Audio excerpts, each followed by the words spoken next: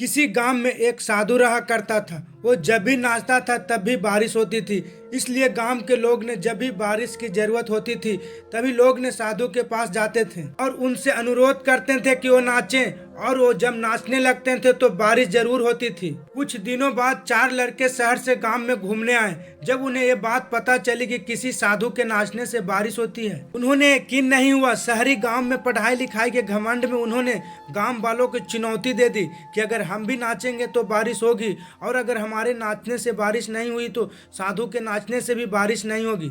अगले दिन सुबह सुबह गांव वाले ने उन्हें चारों लड़कों को लेकर साधु के कुटिया के पास पहुंचे। गांव वालों ने साधु को सारी बात बता दी। फिर उन लड़कों ने नाचना शुरू किया।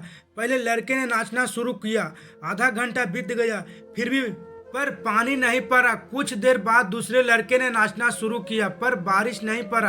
अब साधु की बारी थी। उसने नाचना शुरू किया, 1 घंटा बीत गया फिर भी बारिश नहीं हुई। साधु फिर भी नहीं रुका, वो नाचता ही रहा। नाचते नाचते 2 घंटे बीत गए पर बारिश नहीं हुई। 4 घंटे बीत गए पर बारिश नहीं हुई, लेकिन साधु तो रुकने का नाम ही नहीं ले रहा था। धीरे धीरे शाम ढलने लगे कि तभी बादलों की गड़गड़ाहट सुनाई दी और थोड़ी देर बाद जोर से बारिश होने लगी। यह देखकर चारों लड़कों ने दंग रह गए और चारों लड़कों ने तुरंत साधु से क्षमा मांगा।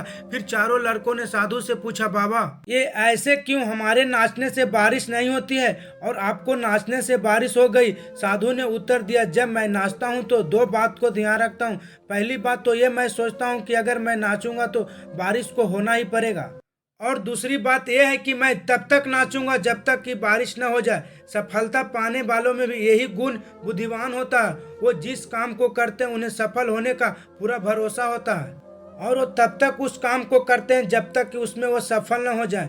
इसलिए अगर सफलता हासिल करनी है तो इस साधु की तरह ही अपने लक्ष्य को प्राप्त करना होगा।